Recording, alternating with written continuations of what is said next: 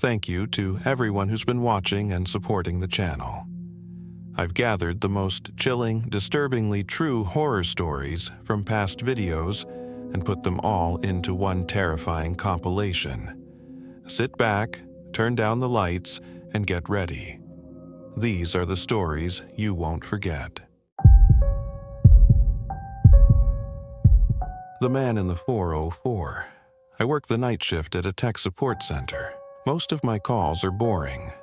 Forgotten passwords, printer issues, or people yelling at me because their Wi-Fi dropped during Netflix.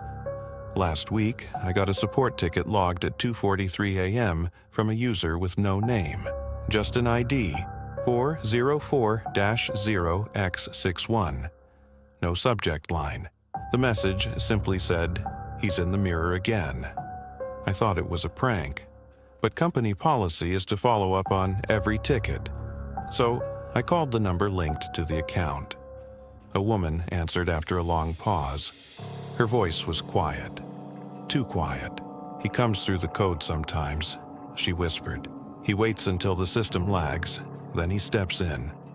I tried to ask more, but the call dropped. I went to pull up her account, standard procedure, but it returned a 404 error. Page not found. That doesn't happen with internal records. The strange part? Her ticket was still open, still active, it wouldn't close. I clicked it again. Now it said, "You're looking at him, aren't you?" That's when the screen flickered, and for a moment, just a blink, I saw my own face reflected in the monitor. But something was off. My eyes weren't blinking. And the version of me on the screen, it smiled. I slammed the laptop shut, told myself I imagined it. I even reset the whole system. But now, every night around 2:43 a.m., the monitor flickers again. And every time, my reflection lingers just a little longer than it should. The wrong delivery. I do part-time food deliveries to make ends meet. One night, around 11 p.m., I got an order to a street I'd never seen before. No house number, just drop at door, 17th Pine. The pay was unusually high. I thought maybe it was a glitch, but I needed the money. When I arrived, there was no house, just a vacant lot behind a rusted chain-link fence, but pinned to the fence was a printed-out receipt with my name on it. It was the exact order I had in the car, and it was already marked delivered. I froze. Then I heard it, the crunch of gravel behind me. I turned fast, nobody there, just the shadows of trees swaying under a broken street lamp. My phone buzzed. "Thanks for the food. You always come when I need you." The text came from my own number. I stared at my phone, heart pounding. The app marked me as on another delivery, but I hadn't accepted anything new. Out of instinct, I glanced at my rearview mirror before getting back in the car. That's when I saw someone sitting in my back seat, wearing my uniform. I didn't look back, I didn't breathe, I just drove. And when I got home, my car was empty, but on my doorstep was a fresh receipt, time-stamped 5 minutes ahead of now. Same order, same name, still waiting to be delivered. The window that wasn't there. I live on the 3rd floor of a small apartment building. My bed faces the only window in my room, a window that looks out over the alley and a blinking streetlight. A few nights ago, I woke up around 3 a.m. The room was dim, quiet, but something was wrong. The window wasn't where it should be. Instead of the usual glow from the alley light, there was a new window, square, unfamiliar, right where my closet should be. I thought I was dreaming. But this window had curtains, yellow ones. I don't own curtains. Behind the glass, someone was staring at me. Their face was pale, lips parted like they were mid-sentence. Their eyes were wide, locked onto mine, unmoving. I sat up, fully awake, blinked hard. The window was still there, so was the person. But when I turned on the lamp, they vanished, gone. No window, just my closet. I barely slept. The next day, I told myself it was a dream. Maybe sleep paralysis. That night, I moved my bed to the other side of the room, just in case. At 3 a.m., I woke up again. This time, I didn't open my eyes, but I felt it. The air was different, heavier, still. I peeked. The window was behind me. So was the face. And this time, the mouth was moving. I couldn't hear the words, but I could read the lips. Come closer. This one opens. The elevator that skips. There's an old service elevator in the building where I work. Big metal doors, slow as molasses. I never use it. No one does. But last week, around 10 p.m., I was working late, and the main elevator was down for maintenance. I had to take the service one to get to the garage.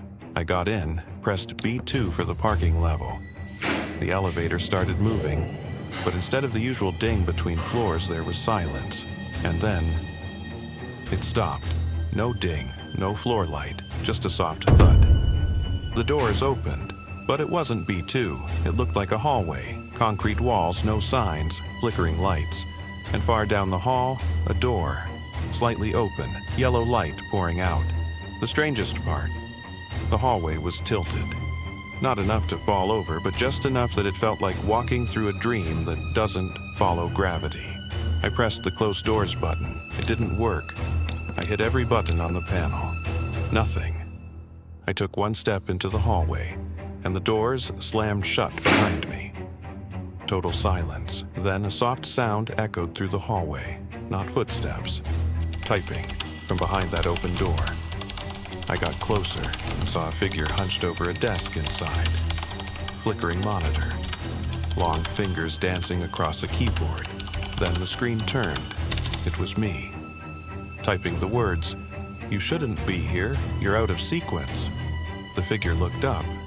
Same face, same eyes, but it smiled wider than I ever could. I turned and ran back down the hallway, tilted or not. When I reached the elevator again, the doors were already open. B2 was glowing. I got in. As the doors closed, I heard it whisper behind me, "Don't miss your floor next time." It started with a voicemail. I never heard the phone ring, but one night I noticed a new message. No number, just unknown. I played it. There was a soft clicking sound, like fingers drumming on wood. Then a man's voice, low and distant. "You said it last night. You said it in your sleep." I didn't remember dreaming. I didn't remember saying anything, but then he said it again. "Don't say the name again. You let him in." Click, and a message. I laughed it off. Creepy prank, right? Until the next night. I woke up gasping from a dream I couldn't remember. My throat was dry. My mouth tasted like iron. I checked my phone. Another voicemail. This one was shorter, just breathing. And a whisper. 4 of them saw him. Only 1 of them knew his name. I tried deleting the messages. They kept coming back. Then, things got stranger. My search history filled with things I hadn't looked up. 3rd floor window. How to close a reflection. Delivery from nowhere. Service elevator skips floor. My heart sank. They were all connected. Every story, every event. They weren't separate. I didn't dream them. I read them. I heard them. And worst of all, I whispered that name in my sleep last night. I don't even remember it. But something in the house does. It's knocking right now. Software. Patient. Like it already knows I'll open the door. And it'll say my name the way I said his. I like listening to scary stories before bed. Helps me relax. Weird, I know. But there's something about horror that makes my mind quieter. Last night I found this video, 5 short horror stories. Comments were full of people saying they were creeped out for hours. Perfect. I hit play. The stories were well written. Creepy, but not over the top. A guy loses his phone, but it answers itself. A bus driver with no kids on board tries to pick up a lone kid. A woman breaks into her neighbor's apartment whispering in tongues. Someone's reflection smiles back when they shouldn't. A delivery goes to a place that doesn't exist. A window shows up on a wall that shouldn't have one. A hallway behind an elevator that's not on any blueprint. a name whispered through voicemails. I remember thinking, these are great, but obviously made up. That's when I noticed something weird. My phone lit up. New voicemail, no number. It said, "You heard it 5 times already? This is the 6th. I paused the video, another notification. My search history filled with things I didn't look up. Reflection smiled. 3rd floor window. Delivery receipt timestamp. Power drill in hallway. Then the elevator in my building glitched. I live on the 3rd floor, but it stopped on floor 4. There is no 4th floor. I didn't get off. I went back to my apartment trying to calm myself down. Told myself it was just an overactive imagination. But then I passed my hallway mirror, and I didn't blink. The version of me in the mirror stared back and smiled. My phone buzzed again. A new message. The voice said, "These weren't stories. They were memories. Yours. The name only sticks when you hear it 6 times. This was the 6th. I'm writing this down because I think someone else will find this video. And when they do, they'll become part of it too." I moved into a rental house just outside Knoxville. It was old. Creaky floors, stained wallpaper, and a weird smell in the laundry room that never really went away. But the rent was cheap, and I was on my own for the first time. That kind of freedom makes you ignore little things. At first, it was just that, little things.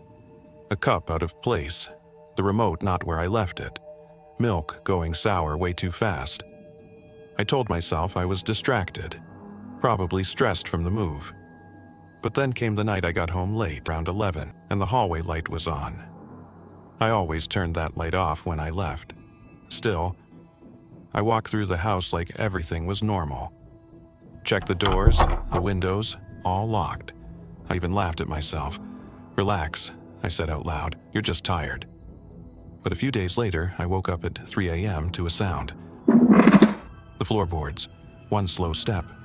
I froze, held my breath, listened. Nothing. I stayed still for a long time, then convinced myself it was just the house settling. That's what old houses do, right? But the next morning, something was off. The milk I had just bought was on the counter, not in the fridge, warm, sour. Someone had taken it out. That's when I texted my friend Jake to come over. I didn't tell him everything, just said I needed help checking something. We searched the whole place, closets, under the bed, even the attic, nothing. But then we opened the basement door, and that's when we found it. Behind the dryer, hidden behind some old boxes, was a small utility door, just big enough to crawl through. Jake pulled it open. Behind it was a crawl space, maybe 4 feet high, 10 feet deep. No lights, just darkness and the smell of dust and something stale. Jake went in first with his phone flashlight, and then he said, "Dude, come here."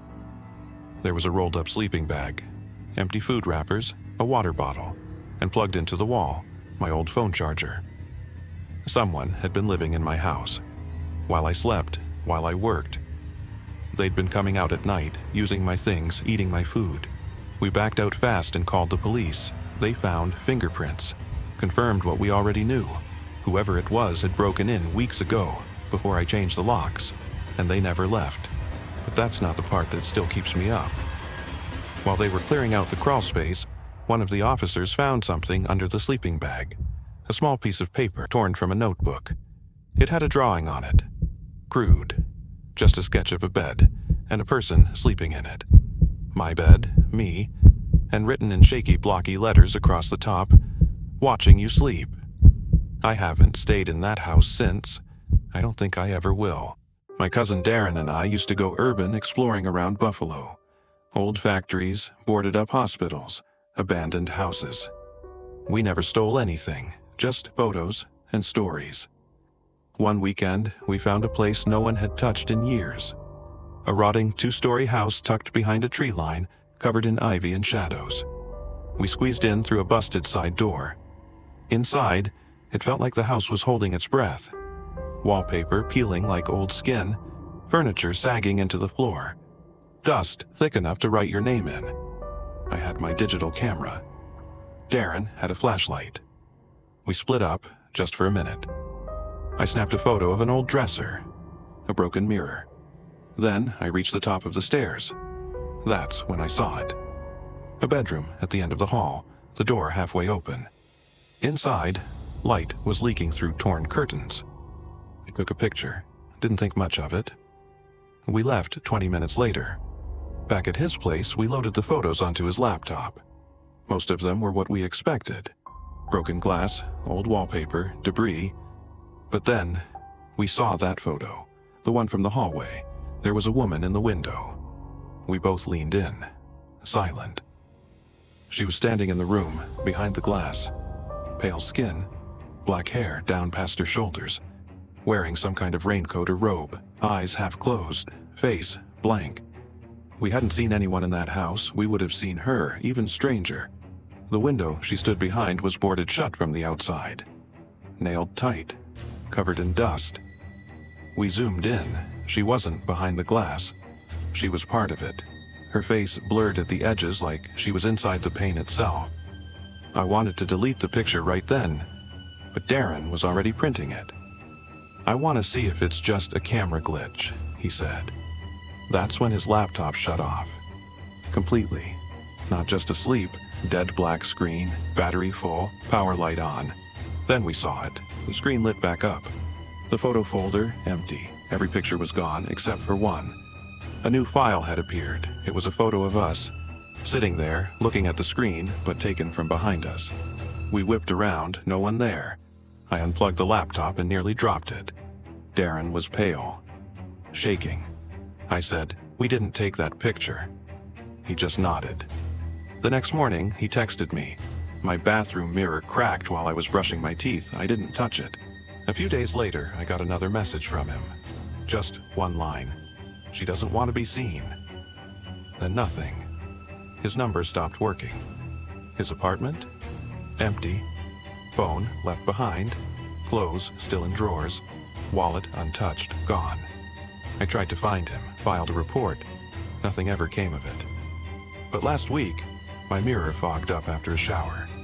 When I wiped it clean, I saw something strange. A fingerprint on the inside of the glass, and written just beneath it in the steam. "You saw me. When I was 12, I stayed with a neighbor named Miss Carla after school. She lived 2 doors down. No husband, no kids, just a tidy blue house and a constant smell of lavender and dust. She was nice, in that overly sweet way that makes your skin crawl a little. Always smiling, always watching. She loved games, card games, imagination games. She called them adventures. One night, after my mom dropped me off, Carla said, "We're playing a new game tonight." I asked what it was. She smiled. "It's called Stay Still, Stay Safe." She turned off every light in the house, lit one candle, sat me down on the living room floor. "The rules are easy," she whispered. "No matter what you hear, don't move, not even a twitch." I laughed, thought it was pretend. A creepy little game, then I heard it. Knock, someone at the front door. Not loud, not frantic, just steady.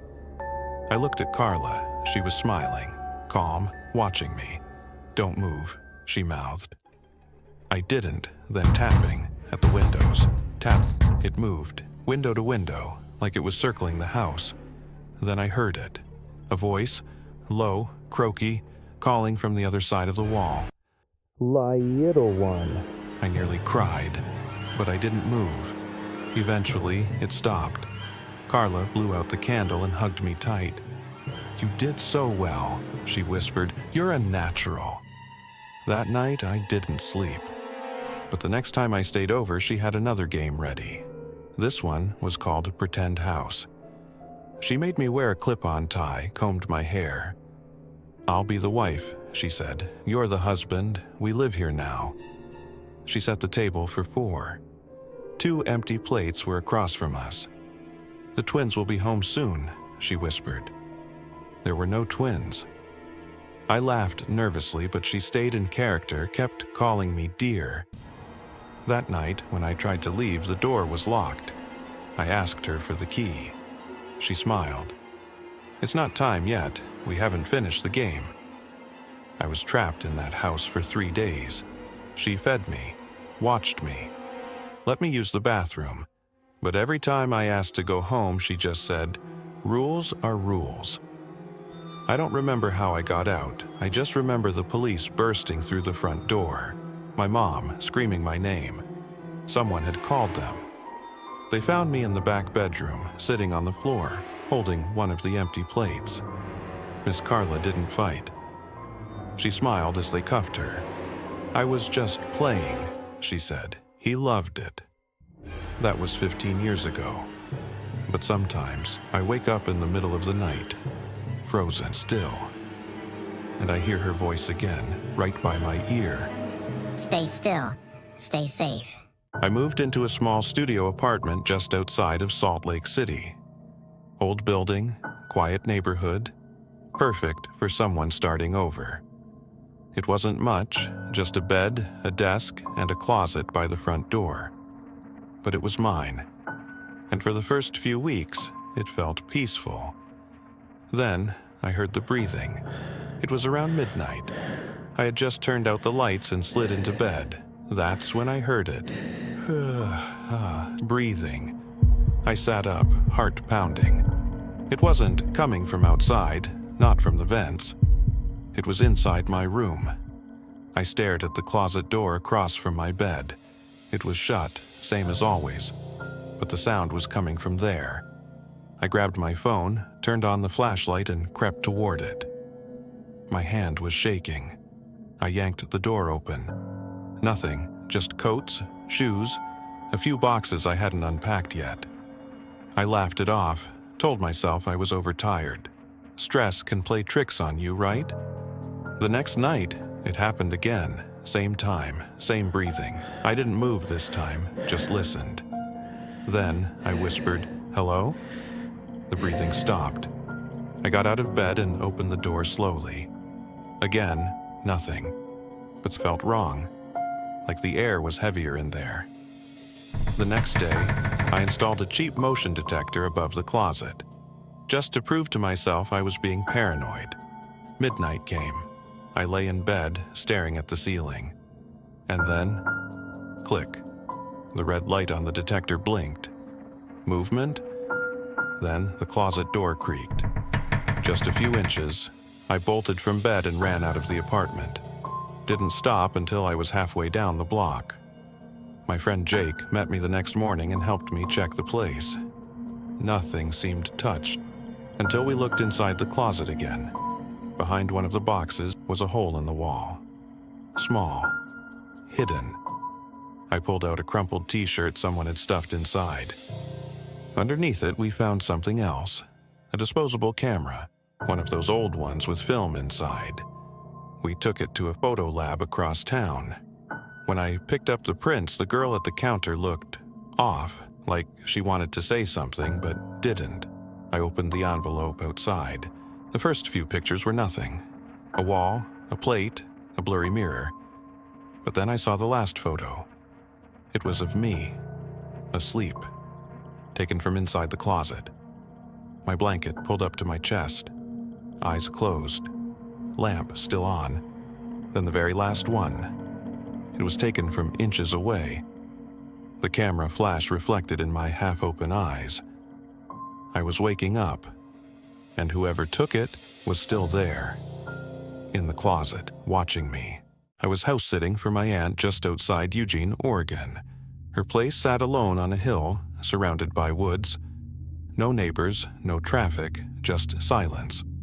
It was peaceful, until Wednesday night. I had just turned off the TV when I heard it. Knock, slow, measured. I froze.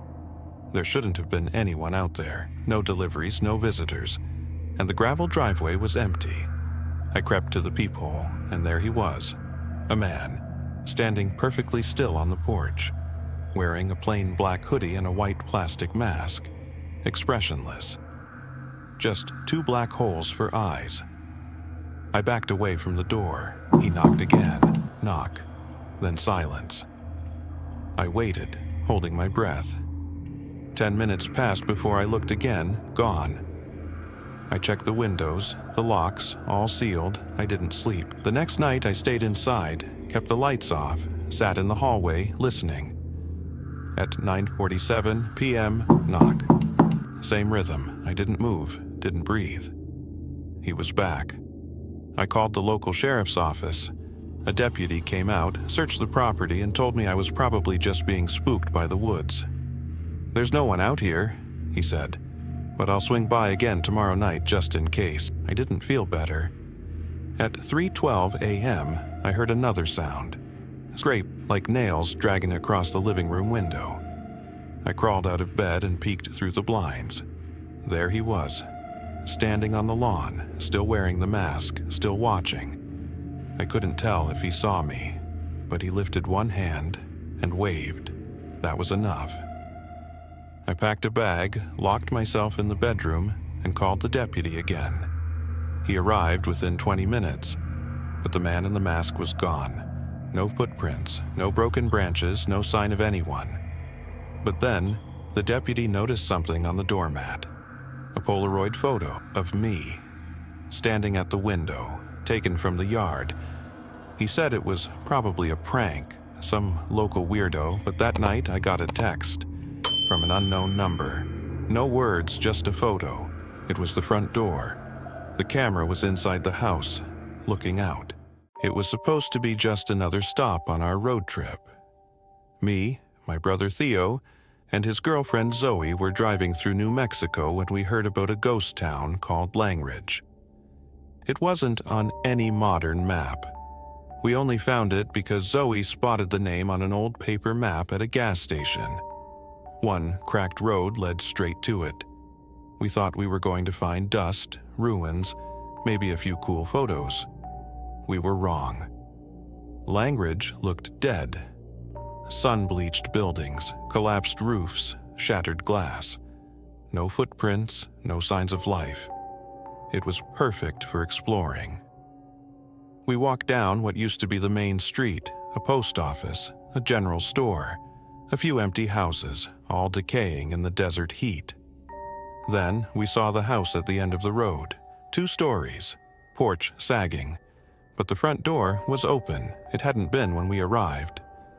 Theo grinned. "Looks like someone's still home." We stepped inside. It was colder in there and cleaner. No dust on the floor, no cobwebs, no rot. That's when we noticed the photos.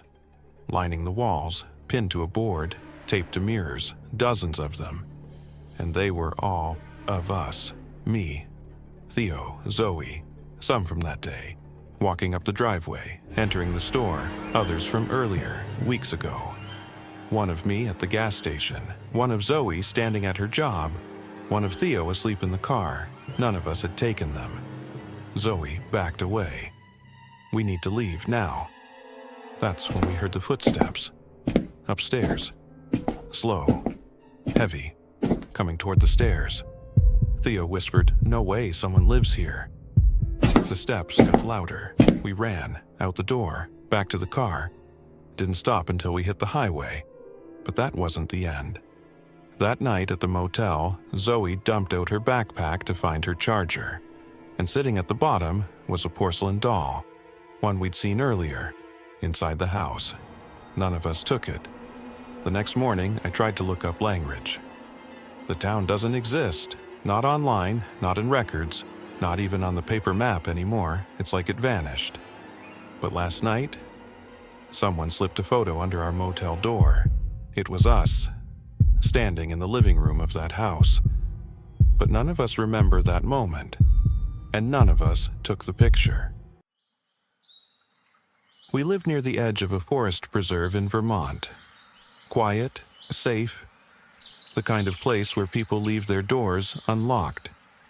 That changed last fall. My 8-year-old son, Daniel, was playing in the backyard. I was raking leaves in the front. We were maybe 30 feet apart. When I looked up, he was gone. At first, I thought he was behind the shed, or chasing squirrels again. I called his name, no answer. I ran around the house, searched every corner, yelled until my throat hurt. He wasn't there. We called the police. Neighbors joined the search. They brought dogs, drones, even a helicopter. 6 hours later, he walked back into the yard like nothing happened. His clothes were clean, no dirt, no scratches. He looked confused, not scared. We ran to him. "Where were you?" I asked. He frowned. "What do you mean?" "You were missing for 6 hours." He blinked. "No, I just left." I stared at him. "You were gone all day." He shook his head.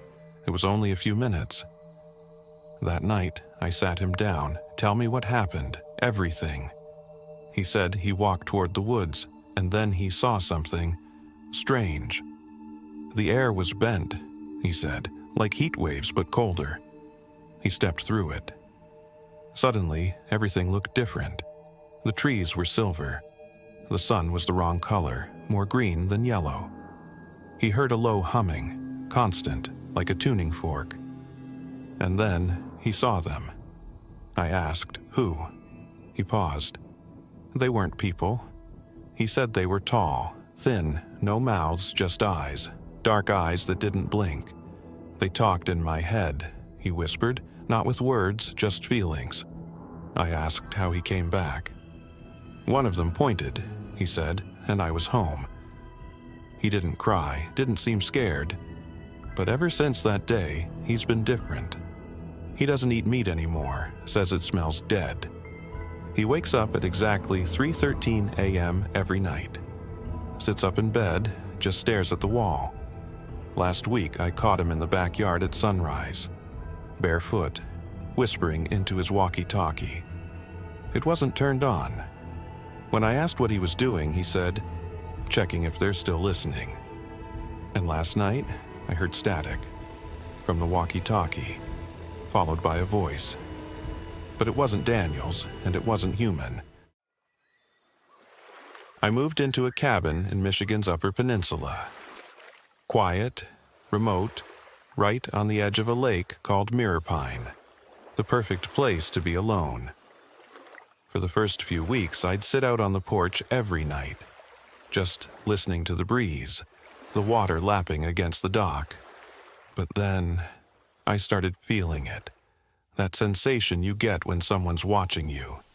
Every night around 11 p.m. from across the lake.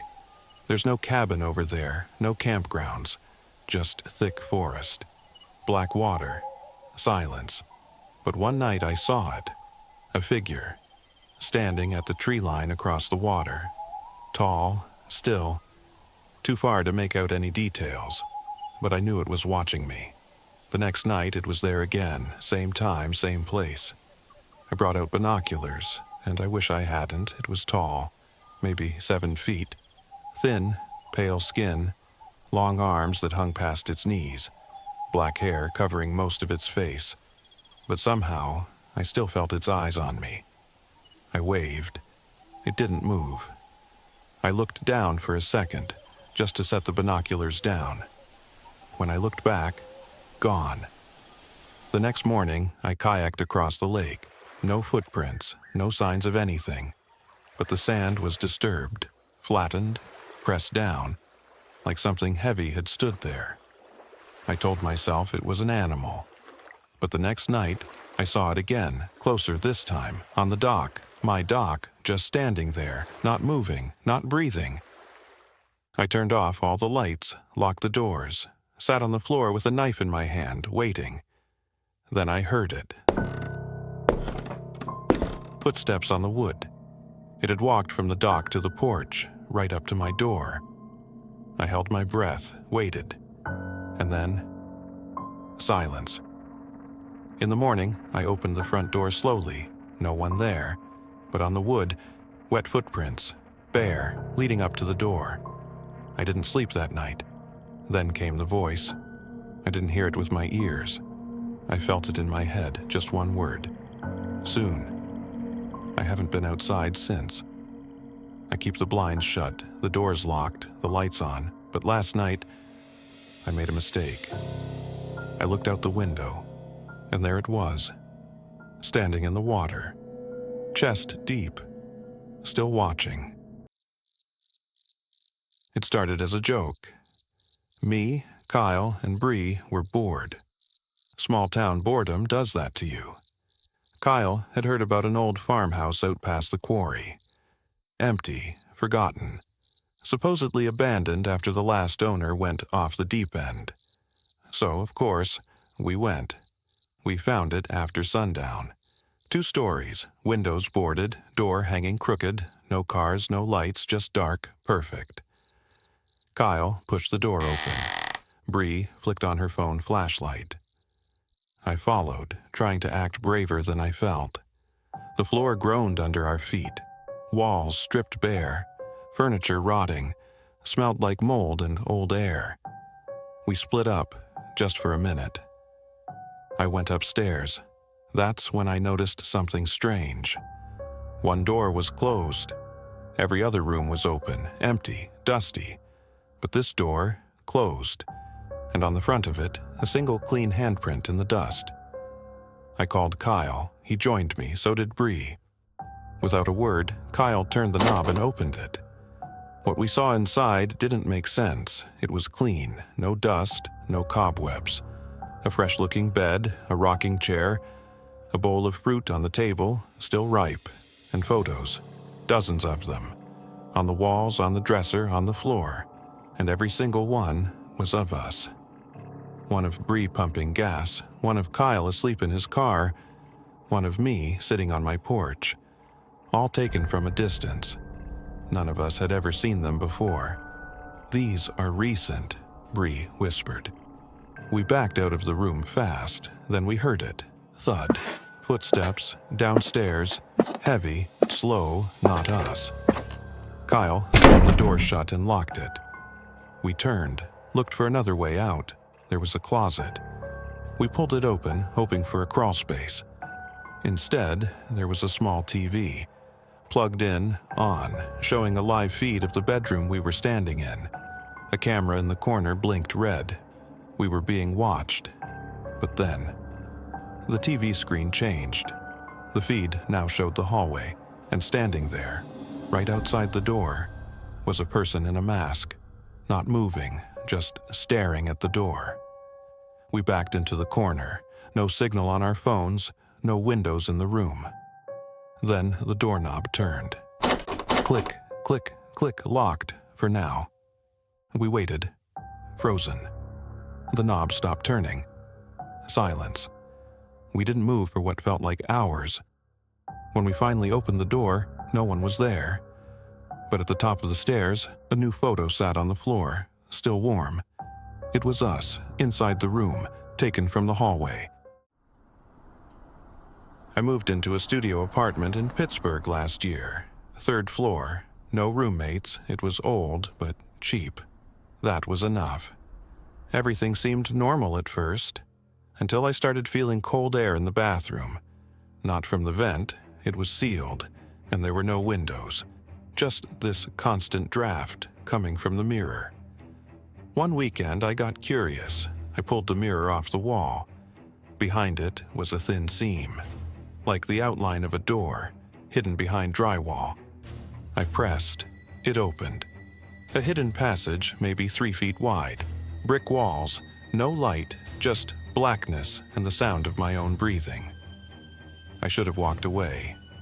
Instead, I grabbed a flashlight and stepped inside. The tunnel led to a small room, no bigger than a closet. There was a cot on the floor, a cracked mirror on the wall, and a metal box in the corner. Inside the box, a journal, photos, and something worse. The journal looked normal at first, but as the pages went on, the writing changed. It got messy, paranoid, unreadable. Over and over, one word was written: Cora. Drawings filled the margins. Eyes, dozens of them. On walls, ceilings, floors, watching. Some of the pages had my apartment number scribbled in the corner. Beneath the journal were Polaroids of people sleeping. None of them looked aware the photos were being taken. Some were in apartments, others through windows, and one was of me, in bed, taken from above. I staggered out of the crawl space and put everything back. Tried to pretend I never saw it. That night, I couldn't sleep. Around 2 a.m., I heard something. The bathroom door, moving on its own. I turned on the light. Nothing there. But in the mirror, there was a smudge, a fingerprint, from inside the glass. The next day, I moved the mirror again. The passage was still there. But the room, empty. The cot was gone. The mirror was gone. The box was gone. But in the corner, taped to the wall, was a photo of me, taking the mirror down. After my divorce, I didn't want to see another person for a long time. I was tired. Tired of the fighting, the lawyers, the noise. I just wanted to disappear for a while. My girlfriend at the time, Emily, booked us a quiet cabin by a frozen lake up north. It was off-season, surrounded by tall pine trees and snow-covered hills. Most of the homes nearby were dark. We didn't mind. We came for the quiet. The cabin itself was beautiful. 2 stories, big windows that looked out over the lake, and a skylight right above the bed. The first 2 days were peaceful. We played board games, cooked easy meals, sat by the fire. Snow fell constantly, but gently. It felt like the world had paused just for us. Then, on the 3rd night, something changed. I woke up to a strange sound. It wasn't the wind or the fireplace crackling. It was softer. A low buzzing, like a motor or machine. I slipped out of bed quietly and walked to the window. At first, I didn't see anything, just white. But then, movement. A snowmobile crawling slowly across the frozen lake. That alone wasn't weird. Locals probably use them all the time, but it was after midnight during a snowstorm, and the person riding it was all alone. They came to a stop maybe 50 yards from our cabin. Then they got off. They started waving, not at the sky, not in random directions, directly at us. I hesitated. I didn't know if they could even see us through the window, but I got this awful feeling, like they already knew we were watching. I woke up Emily. She looked out the window, then gasped. "It's a woman," she whispered. "She's yelling." I opened the sliding door and stepped onto the deck. The cold hit me hard, but I kept walking toward the edge of the lake. She was shouting something. "My son!" she cried. "Please, he ran off into the woods. I lost him in the storm." I didn't think, I just reacted. If there was a kid out there, he wouldn't last long in that weather. "Stay inside," I told Emily. "Lock the door behind me." I made my way down the slope toward the frozen water. It crunched beneath my boots, solid and safe. As I got closer, I saw her more clearly. Big fur coat, long braid down her back, tears on her cheeks. "He's only 7, she said. "He got scared and ran. I don't know where he went." I looked around. No tracks, no sign of another snowmobile. "Where was the last place you saw him?" I asked. She looked at me strangely. "Do you still have the matches?" she asked. I blinked. "What?" "The matches," she said again. Then she smiled. And that smile flipped my stomach. It wasn't a sad smile. It wasn't even a desperate one. It was like she was pleased. Before I could move, she pulled a gun from her coat. Wallet, phone, now. I froze. My mind was trying to catch up, trying to make sense of how fast this had all changed. I said now. I gave her what she wanted. I didn't argue. I didn't try to be brave. She backed up, keeping the gun pointed at me, then climbed onto the snowmobile. "I liked the house," she said. "Cozy." Then she was gone, swallowed by snow and fog. I stood there shaking, more from fear than cold, before turning and sprinting back toward the cabin. I yelled for Emily. She was already on the phone with the police. They arrived almost an hour later, but it was too late. Fresh snow had covered her tracks. They searched anyway, but didn't find anything. No snowmobile, no woman, no sign she'd ever been there. There was only one thing that didn't sit right with me: the box of matches. It had been sitting on the porch when we arrived. No return address, just a note. "Enjoy your stay, stay warm." We thought it was from the host, but when I called him later, he swore he hadn't sent it.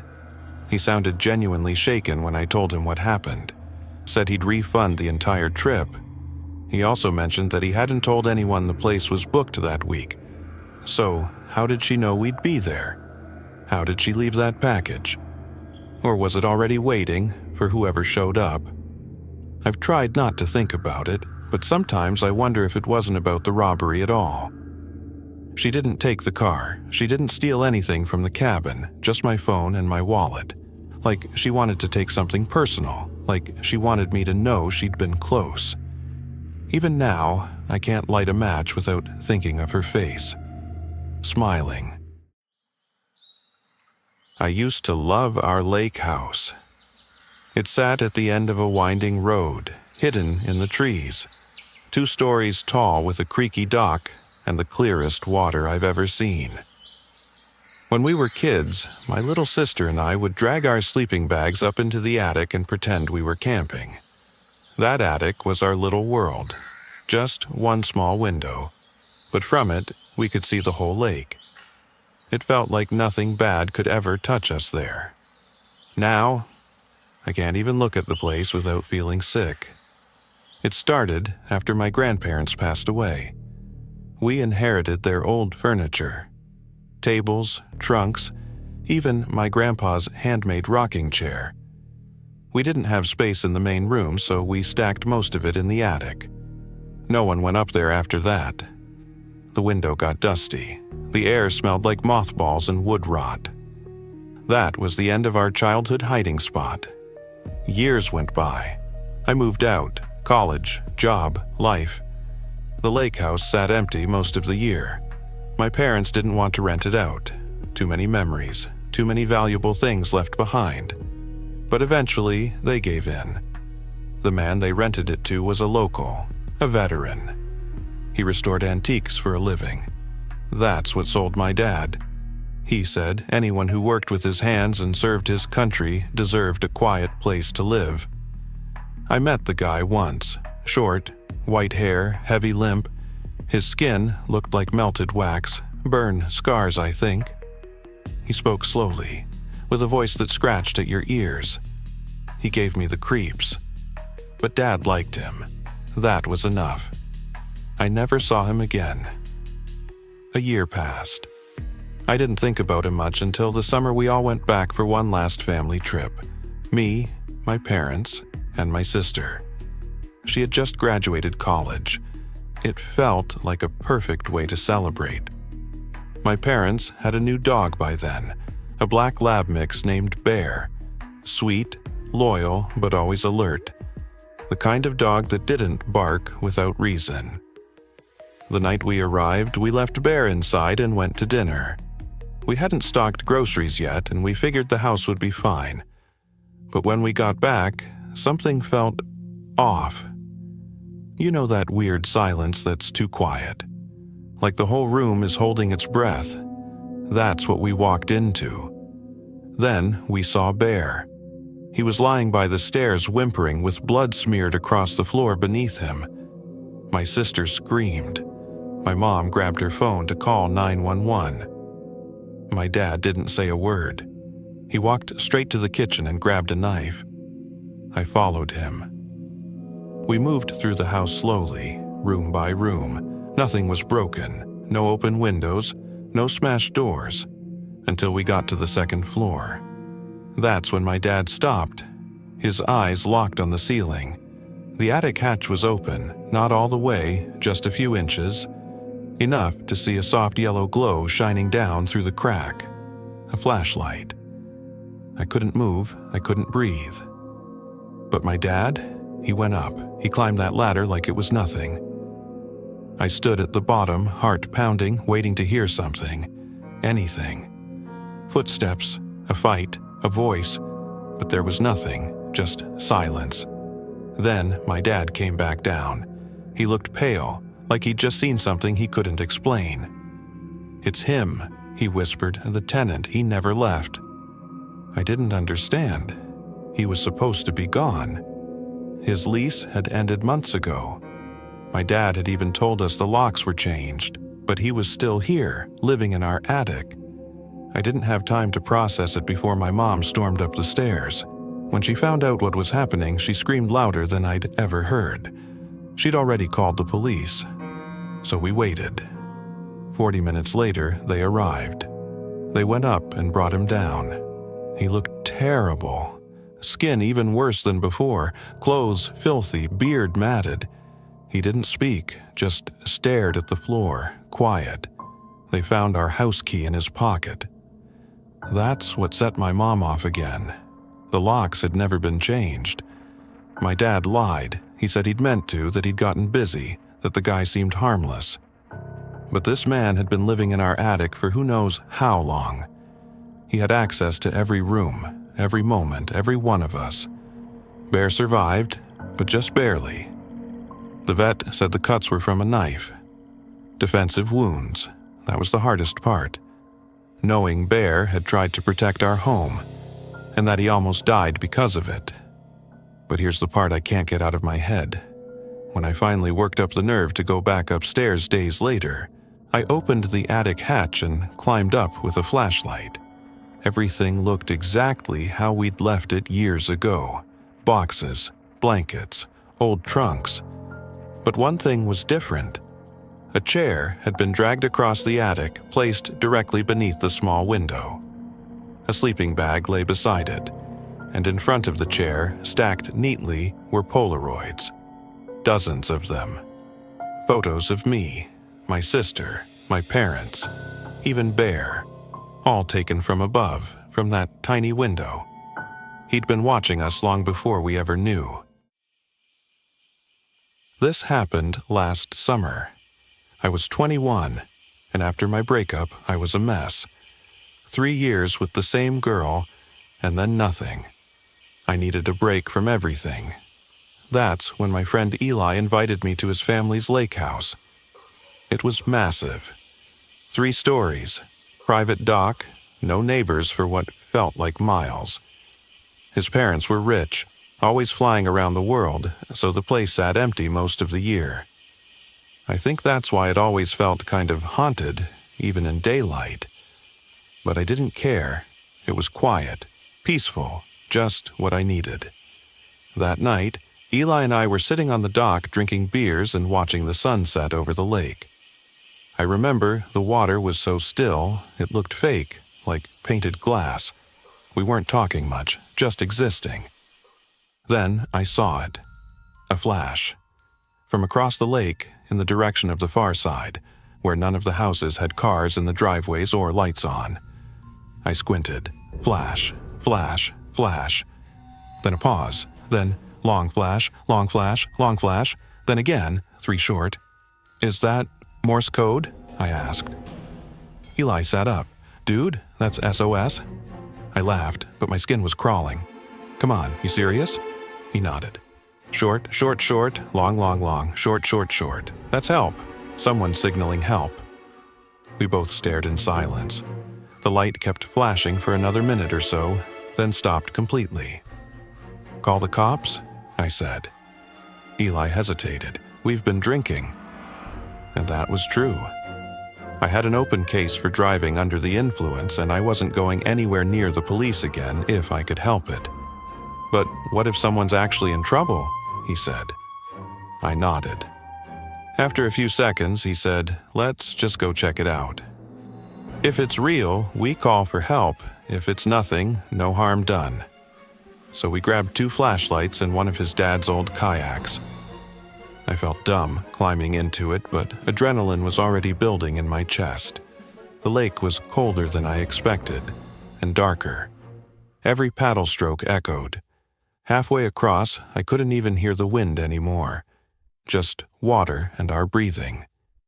We didn't speak. Eventually, we reached the other side. The house where the light came from was run down. Paint peeling, Weeds taking over the yard, shutters hanging off the windows. The dock was crooked, almost sunken. We couldn't tie the kayak to it, so we just dragged it into the tall grass. There were no lights on, no movement. We climbed up toward the house. We weren't laughing anymore. Eli whispered, "This feels wrong." He wasn't wrong, but we were already there. Instead of going to the front door, we circled around until we found an unlocked window. We climbed in. Carefully, quietly. The house was dead silent. No furniture, no photos, just bare wood floors and stained walls. There were footprints in the dust, though. Someone had been there. We made our way through the kitchen, then the living room. Nothing. Then we found the stairs. As we climbed, each step creaked like it was warning us to stop. On the second floor, there were 3 doors. We picked the one where the flashing had come from.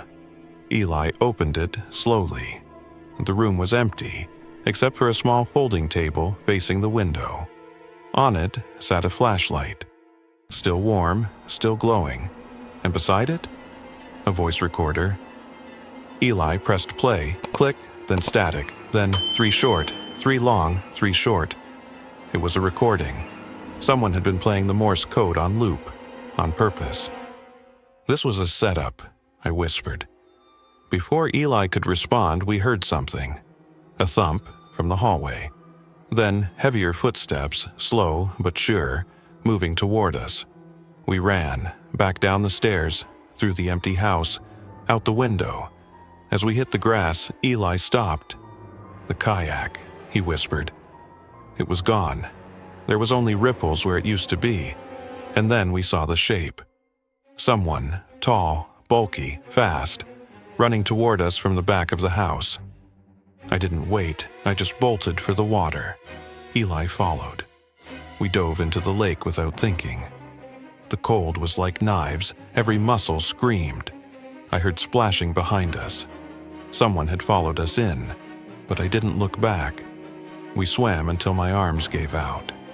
When we finally reached Eli's dock, I collapsed onto the boards, gasping. My chest was on fire.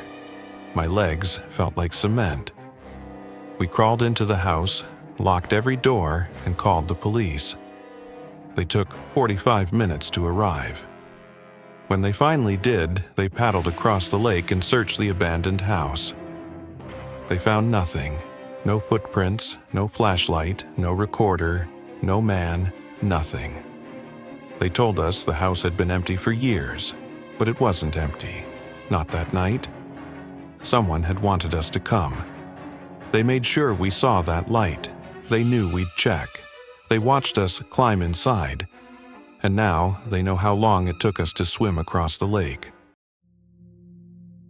You ever move into a place and feel like something's just off?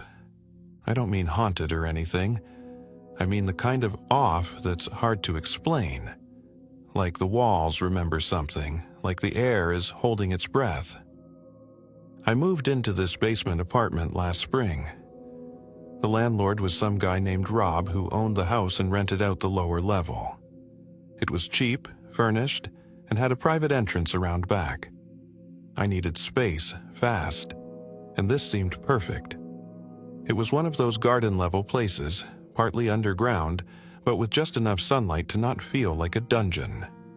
Living room, kitchenette, bedroom, and a bathroom tucked behind a narrow hallway. Not bad for the price. The first weird thing I noticed was the vent in the bedroom. It didn't connect to the HVAC.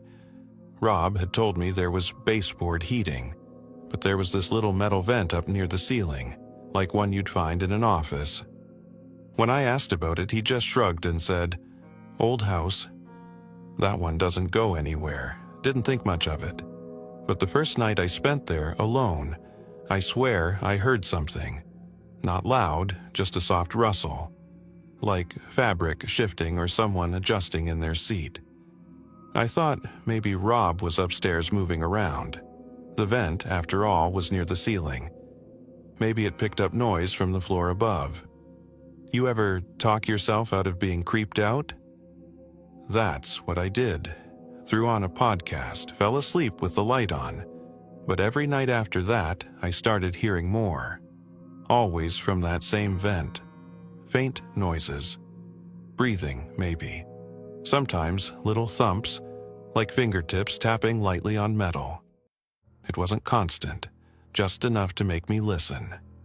Enough to make me stop mid-sentence on the phone and tilt my head toward the ceiling. The worst part? The noises didn't follow a pattern. They'd come at random hours.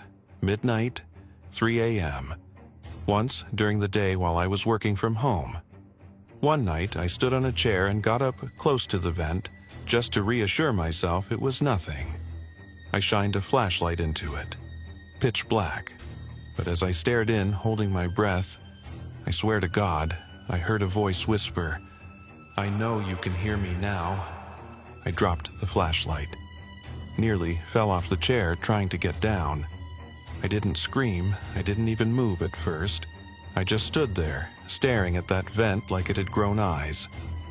My pulse was pounding in my ears, and my mouth had gone dry. Had I really heard that?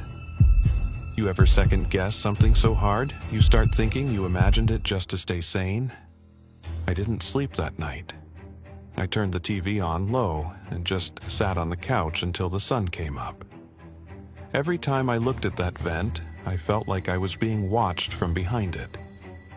The next morning, I told Rob about the voice. He laughed, like I was making it up.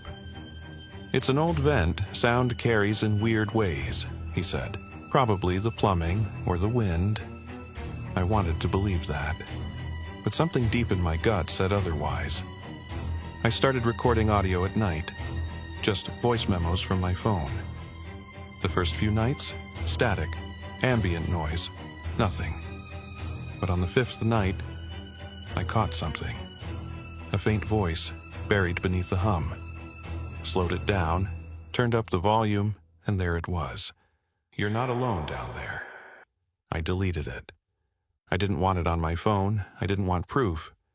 Because proof would mean it was real, and real meant I had to deal with it. But it didn't stop. Over the next week, the voice got bolder, louder, sometimes laughing, sometimes whispering words I couldn't understand. And then came the scratching. At first, it was just light, like fingernails on metal, then louder, closer. Once it sounded like whatever was behind that vent was clawing at it, trying to get through. That night, I packed a bag and stayed at a friend's place. I told him it was plumbing issues. He didn't ask questions. I returned the next afternoon, determined to check it out. I brought a screwdriver and climbed up on the chair again. I was done being scared. The screws came out easy. The metal grate creaked as I pulled it away, and behind it, nothing, just an empty shaft, no ductwork, no crawl space, just a narrow hole in the wall that led somewhere, black and silent and deep, except there was something tucked inside. A piece of paper, folded small. I unfolded it slowly, my fingers shaking. "You heard me. Now I'll hear you." That was it. I moved out 2 days later. Didn't argue about the lease, didn't explain why, and I haven't lived below ground since. But some nights, even in a new apartment on the 5th floor, when the building settles just right, I swear I hear something whispering through the vents. You ever stay somewhere you know you shouldn't? Not because it's dangerous on paper, not because something obvious is wrong. Just that deep, gnawing feeling in your gut that says leave. That was me 4 years ago. I was in the middle of a solo road trip. Just me, my camera, and a plan to see places most people skip. I loved back roads, forgotten towns, strange little motels with glowing vacancy signs and retro charm. I used to think it was romantic. Now I'm not so sure. The place was called Hillpine Inn, though the sign had been missing the E in pine for who knows how long. I'd been driving for 10 hours when I spotted it off a wooded back road. The sun had already dipped behind the trees. My GPS had lost signal 20 miles ago. It looked sad. One long row of rooms. A flickering ice machine, the kind of place with handwritten office signs taped to the window. But I was too tired to keep driving. The woman behind the glass looked like she hadn't slept in days. Eyes sunken, voice flat. She barely said anything as she handed me the key to room 9. I remember she paused before doing it, though. Like she wanted to say something, but didn't. Room 9 was near the end of the row, under a dying floodlight. The air smelled like mold and carpet shampoo, but it had a bed, a working lamp, and a little window that faced the woods behind the building. I locked the door, double-checked the window latch, and dropped face first onto the mattress. Sometime after midnight, I woke up. Not to a noise, not to movement, just that feeling, like I'd been pulled awake by something I didn't hear, but should have. I sat up and looked around. The air was still. The room silent. That's when I noticed the window. The curtain had been drawn halfway open. I was sure I'd closed it before bed. And right then, in the weak glow from the floodlight outside, I saw something. A face. Not clear, just the shape of one, pressed against the glass. Watching. It was a girl, young, pale, eyes wide, and she was smiling. I froze. You ever have that moment where your body wants to move, but your brain just locks up? That was me, sitting upright in bed, staring at the window while my pulse hammered in my ears. The glass fogged slightly where her breath hit it, and the longer I looked, the more I realized she wasn't blinking, just watching and still smiling. I couldn't see her clothes clearly, just pale skin, dark hair, and that expression, like she was waiting for me to do something. I reached for my phone. Dead. I remember charging it before bed, I'm sure I did, but the screen was black, wouldn't even turn on. I looked toward the lamp, still on, but the light wasn't reaching the corners of the room anymore, like the shadows had grown thicker, closer. I crawled out of bed slowly, keeping my eyes on the window, but as I moved, her face started to fade, not move away, just fade. Like steam on a mirror disappearing. By the time I got to the glass, she was gone. No footsteps, no rustle of bushes, just the outline of a handprint left behind on the glass. Small, almost child-sized. I locked the window again, even though it was never unlocked. Then I shoved the dresser in front of it just in case. You ever try to sleep after something like that? I stayed awake until sunrise, shaking. At first light, I went to the front office to ask the woman if there were kids staying at the motel, just trying to make sense of it, hoping maybe it was some prank. She just stared at me for a second, then said, "Room 9 shouldn't have been rented." I asked her what that meant. She looked down, fiddled with a ring on her finger, and said, "A girl died in that room. Years ago. Window open, freezing night. No one found her until morning." My throat went dry. I asked her how long ago that happened. She wouldn't say. I left without showering, threw my bag in the car, and didn't stop driving until I hit the state line. Since then, I haven't stayed in any roadside motels. I don't care how late it is or how far I've driven. I'll sleep in my car before I sleep in a room with a window facing the woods. And even now, in my apartment, I check the curtains twice before bed. I don't know why. It's been years. But sometimes, just before I fall asleep, I swear I hear a breath against the glass. And when I look, the curtains open. You ever live in an old house that makes a little too much noise? Creaking floors, groaning pipes, distant thuds you chalk up to just the house settling. You tell yourself it's normal. You tell yourself everyone hears these things. But sometimes, they're not settling sounds. Sometimes, they're warnings. I was renting a guest house in Vermont last winter. A friend of my aunt's owned the property and let me stay there for cheap while I worked remotely. The main house was up on the hill. The guest house was down a long gravel driveway, tucked into a wooded slope. It was peaceful, secluded. Just me, my laptop, and the snow. The place had that old New England charm. Stone foundation, crooked beams, wood stove, and floors that groaned when you walked too fast. The bedroom was in the back, tucked behind a narrow hall, with a window that looked out into the woods. I fell in love with it almost immediately. The noises started my second week there. At first, it was nothing, just creaks at night. You know how cold weather makes everything shift a little? I figured it was just that. But then one night, I heard a noise that made my skin crawl. It was subtle, barely more than a whisper, but it sounded like movement. Not in the walls, not from the roof, from underneath the floor. It was like someone shifting their weight on old wood. Slow, deliberate, like they were trying not to be heard. I sat up in bed and held my breath. Nothing. Then I heard it again. A low scrape, like fingernails dragging across the underside of the boards. I got up with a flashlight and checked the house. Everything was locked. No signs of animals, no open windows. I told myself it was pipes, maybe the heater, maybe even a raccoon. You ever tell yourself it's probably nothing, even though every part of your body is screaming that it's something? The next night I fell asleep with headphones in, hoping I wouldn't hear it again. I woke up around 3 a.m., not to sound, but to silence.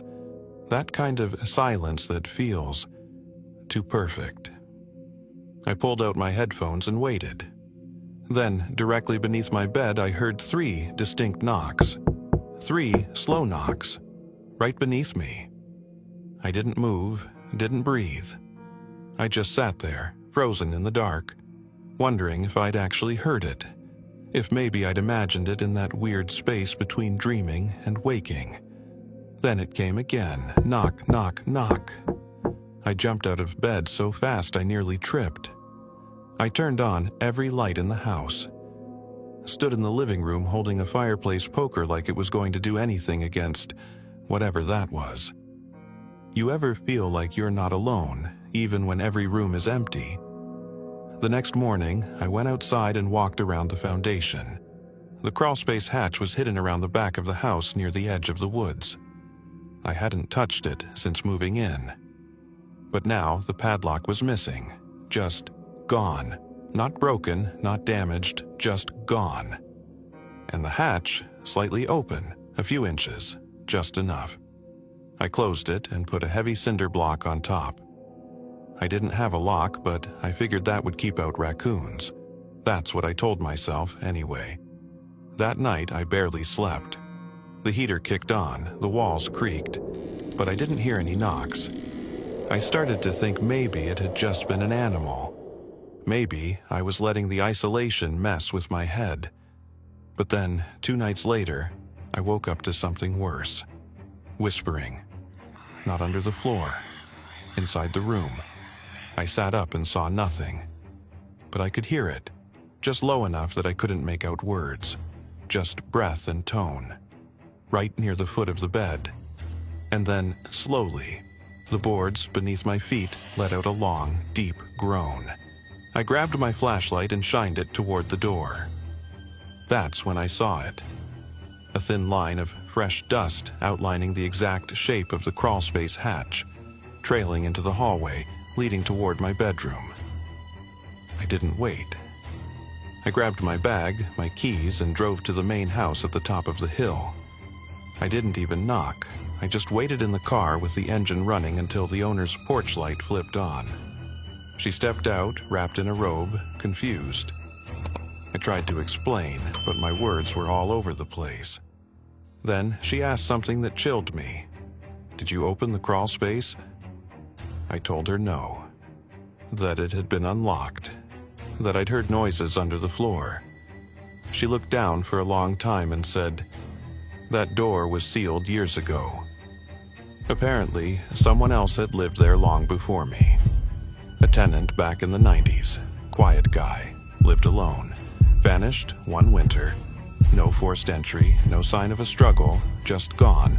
No one found him, no note, no trace. But the floorboards near the bed, they'd been pried up from underneath. I didn't go back, left my stuff behind. I moved back to the city 2 weeks later, and I still haven't unpacked the boxes. You ever walk into a new apartment and check under the rugs, just in case? Yeah, me too.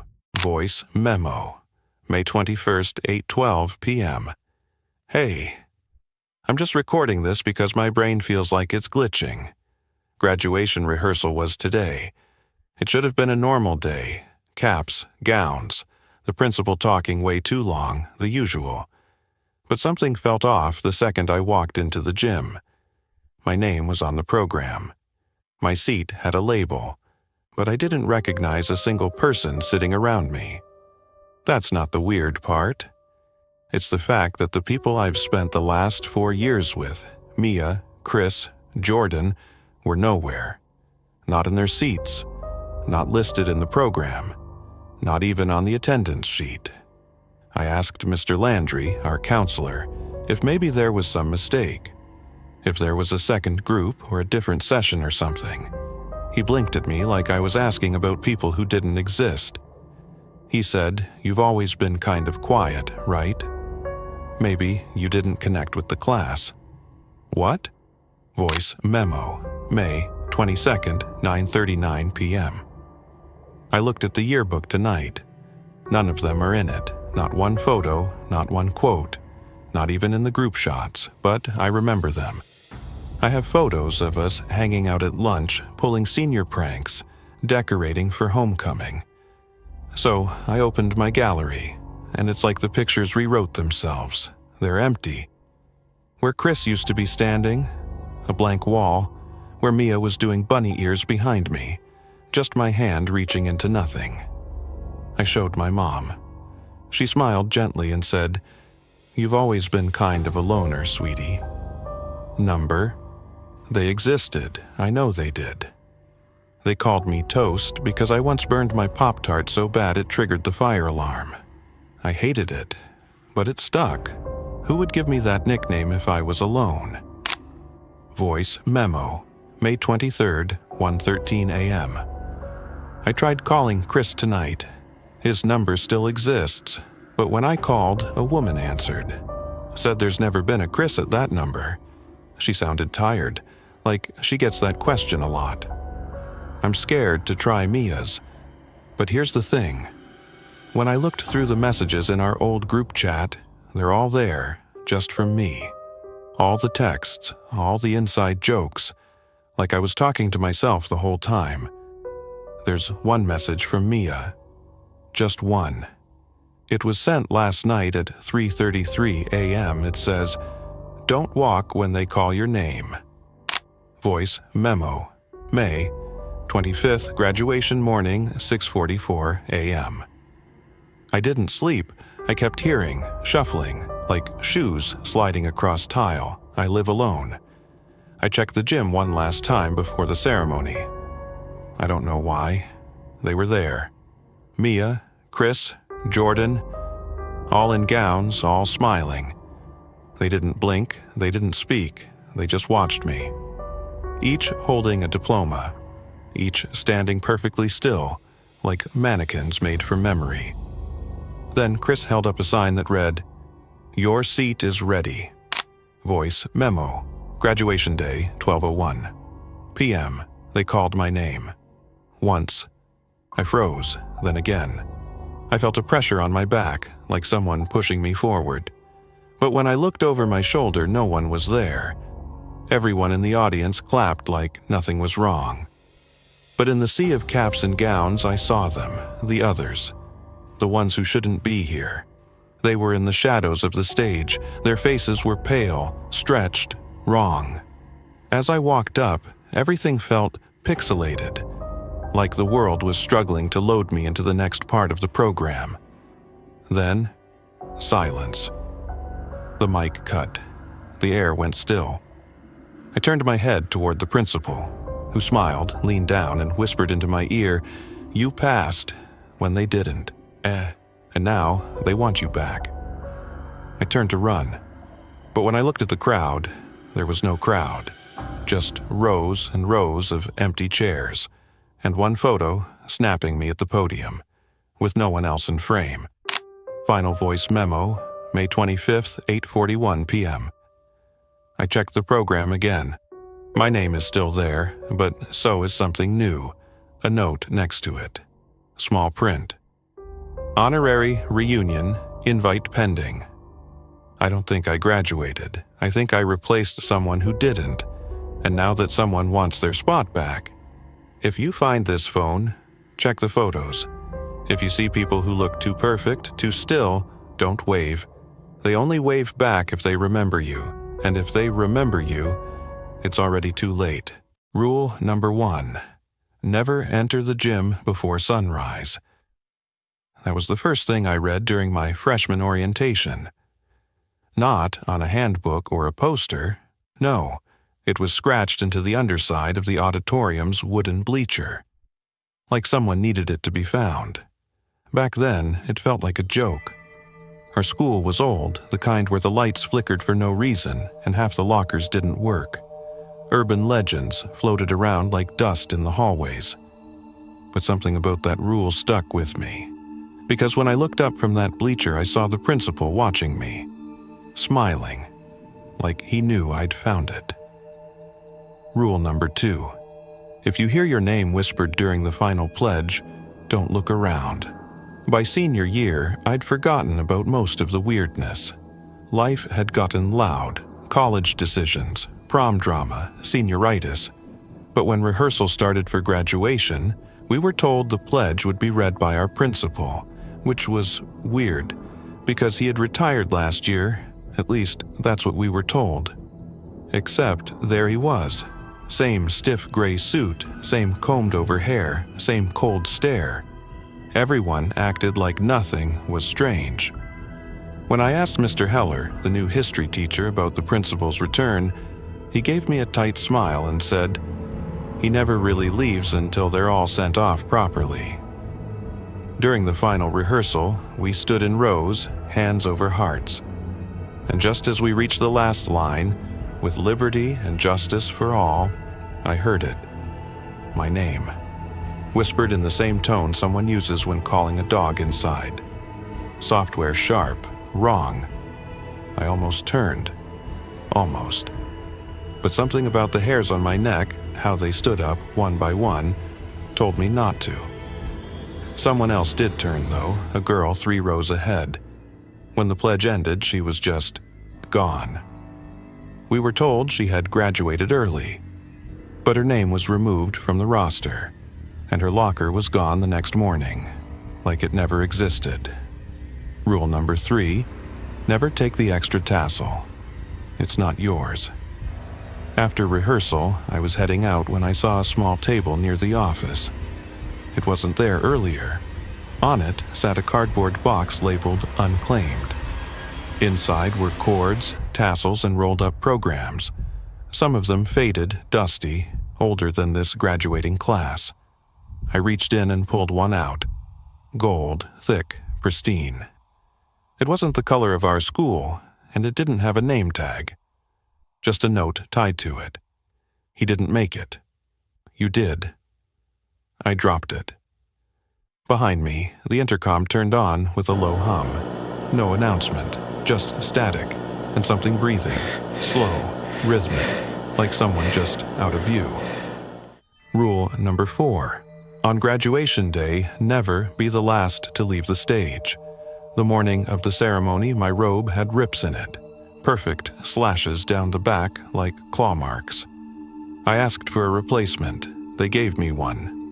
It smelled like old wood and dust, and the name inside the tag, not mine. But it fit. During the walk, I tried to keep my eyes forward. but something was off with the lineup. Some students ahead of me walked like they didn't have bones. One girl turned to smile at me and her teeth kept going, like rows of them, beyond what a mouth should have. I blinked. She looked normal again. Then it was my turn. My name was called once, then again, then a third time. That wasn't supposed to happen. But the crowd didn't react. They clapped at the first name and kept clapping, even when it felt like the room was frozen in a loop. I crossed the stage. The principal handed me the diploma, fingers ice cold. He leaned in and whispered, "Make sure you walk off before the applause ends." My hands were shaking. Rule number 5. If you see someone in your row who's already graduated, don't acknowledge them. Back at my seat, I saw Devin Hart 2 seats down. Only problem? He died last fall. Car accident. Closed casket funeral. I spoke at it, but there he was, graduation robe, eyes dull, smiling, just a little too wide. When I looked again, gone. No one seemed to notice, except the principal. He tilted his head at me, disappointed. Rule number 6. If they call your name twice, don't answer the second time. After the ceremony, people rushed the field for photos, but when I reached my family, they looked confused. My mom said, "I didn't hear your name." I laughed it off. My dad said, "They must have skipped you." It happens sometimes. Number it doesn't. I looked at the program. My name was there. Twice. Once under my class, once on the back page, next to something that read, "Returning." I flipped through every photo we took that day. In each one, someone in the background stood just far enough away that their face couldn't be seen. They wore a gown that didn't match our school colors. And in the final photo, the one where I'm holding my diploma, that figure is closer. Right behind me, grinning. Rule number 7. When you leave, don't look back at the school. I didn't believe it until I did. I looked back, and the school windows were filled with faces, dozens of them, all in old robes holding empty diplomas, pressed against the glass, watching, waiting, and at the very center, the principal, still smiling, holding a list with one final name not yet crossed off. Mine.